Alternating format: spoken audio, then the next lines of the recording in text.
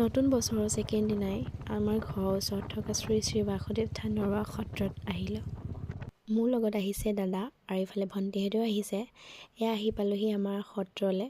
এতিয়া গৈ থাকোঁ লাহে লাহে। এইফালে পাৰ্কিং কৰা জেগাত বাইকখন থৈ দিলোঁ। নতুন বছৰ বুলি বহুত মানুহ আহিছে। এয়া এতিয়া গৈ আছোঁ দোকানত চাকি এগছিমান লৈ মেলি এতিয়া আকৌ ভিতৰলৈকে গৈ থাকোঁ। এই সত্ৰখন পিছে বহুত পুৰণি সত্ৰ হয়। 1392 খ্ৰীষ্টাব্দতে এই সত্ৰখন কুণ্ডিল ৰাজ্য অৰ্থাৎ শদিয়া ৰাজ্যৰ চুতীয়া ৰজা সত্যনাৰায়ণে নিৰ্মাণ কৰিছিল। ইয়াত বহুত কাহিনী আছে, পিছে মই লং ব্লগ এটাত লৈ আহিম।